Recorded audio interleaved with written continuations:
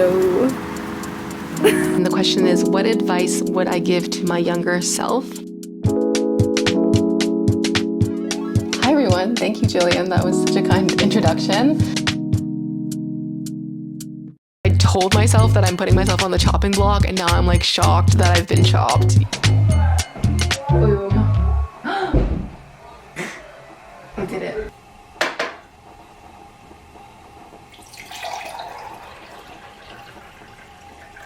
Hi everyone, and welcome back to the Doctoral Diaries. Today has been a very interesting day. Last night we got about 24 centimeters of snow in Toronto.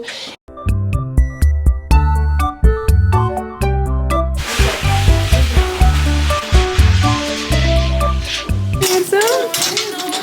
I know, buddy. Did you do a good job? Hi, baby. I know, I love you, Moose. Thank you.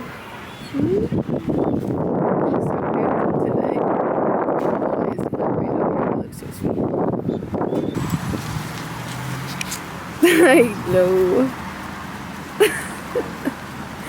Good boy. Okay.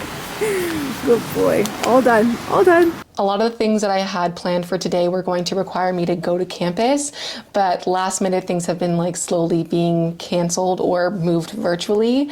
So yeah, I got ready as if I was going to school and preparing for everything, which I'm happy I did, but I'm actually hopping into a journal club discussion that I'm leading right now. We're gonna just take you along for the day anyways, lots of behind the scenes of PhD work and research, and then also some fun stuff that I'm trying to get ready for Valentine's Day, which is tomorrow. So if you don't know what a journal club is,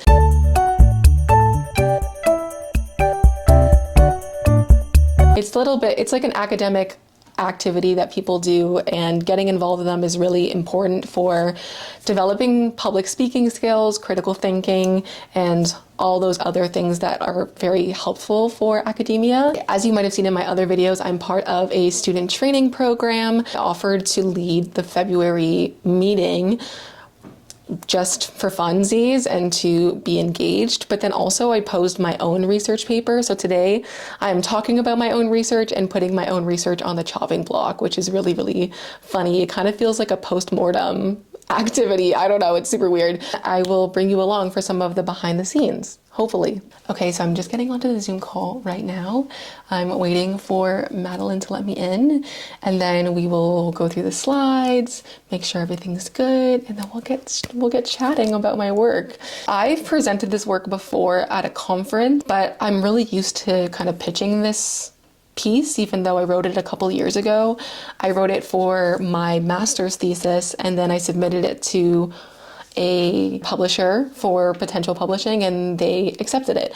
So that's kind of how it happened. It was something that I did prior to PhD life. I really did it because it was like a labor of love of mine, something I'm proud of, something that obviously can continue to grow and I'm going to develop as a writer. But oh, okay, I think I'm joining.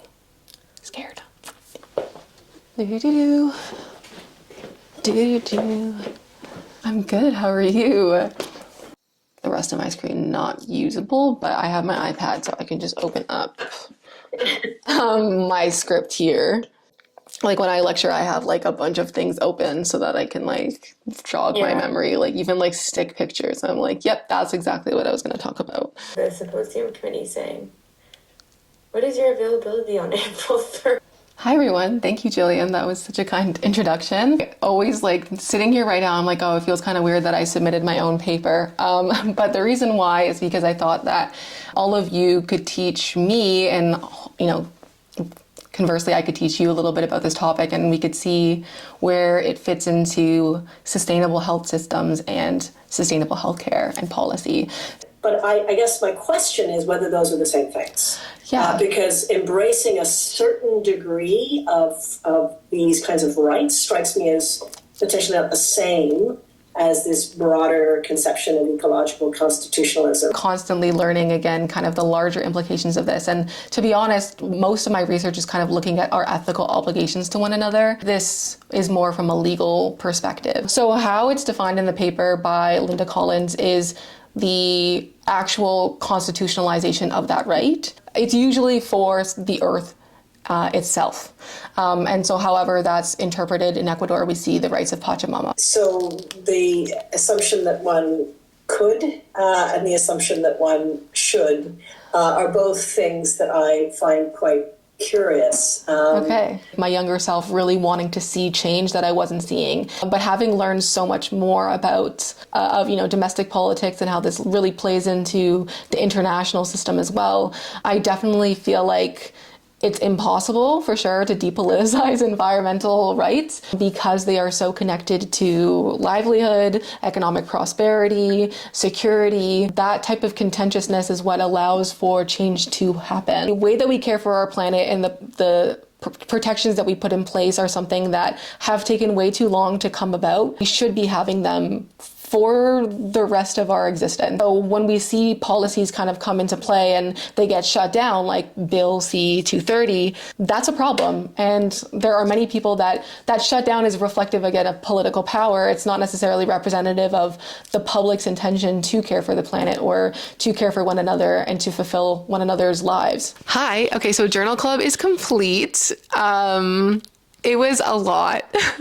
It's so funny because it's like I told myself that I'm putting myself on the chopping block and now I'm like shocked that I've been chopped. What happened with this call, like it was perfect and it's exactly what Journal Club is supposed to do. On that call, people had lots of questions about my research and kind of like the decisions that I made back then. To say that I have the same opinions then as I do now after being in a new program and learning about political science and being exposed to so many new things would be a lie. Like I have evolved as a person. But that call for a second made me feel like, oh, I should regret the fact that I published that. I should regret the fact that I signed up for this discussion. Like it's something that I shouldn't have done. Vic from a week from now is going to be like, you go girl, like you did that. But in the moment it stings. I could have anticipated all of this, when young me was just navigating these ideas for the first time and creating something that she was proud of. So I think I'm going to journal. I started journaling in my first year of university to capture the plot. But over time, it became my therapy. My journals are time capsules. They let me press rewind. They don't judge me when I imagine my future, or even humanity's future for that matter. And on days like today, they help me press pause. They help me put my life, experiences, and emotions into perspective, remind me of who I am and who I'm becoming. Today I pulled out my dotted journal to process my feelings after Journal Club. I pulled out my self-care journal from Clever Fox, so I answered a few prompts and made a plan for caring for myself after feeling some tough emotions. But there's a lot of power in speaking to yourself on paper. Give it a try. I promise you'll love it. I'm going to share one of the prompts that I answered in my self-care journal today. The question is, what advice would I give to my younger self? And I said that I'd tell her to keep making and creating, that the world needs more of who she is naturally. I'd tell her that her naivety and weird quirks and emotions are an act of rebellion in a world that demands she thinks/lives between the lines. And I love that. That could not have come at a better time. I'm really happy that I wrote that about myself, about my past self, about my future, and I'm going to cherish this so much. I love this journal. Officially done everything I needed to do before the end of this week and before reading week. So it's officially reading week. I made it, which is an accomplishment, believe me. Now I have a little something that I want to bring you along for, and that is Mission Valentine's Day Surprise. So tomorrow is February 14th, Valentine's Day, and I wanted to make a little something to show her how much I love her. So I figured I'd bring you along because it'll be cozy vibes and creating something beautiful for her. Hopefully it's beautiful, but yeah, let's do the damn thing.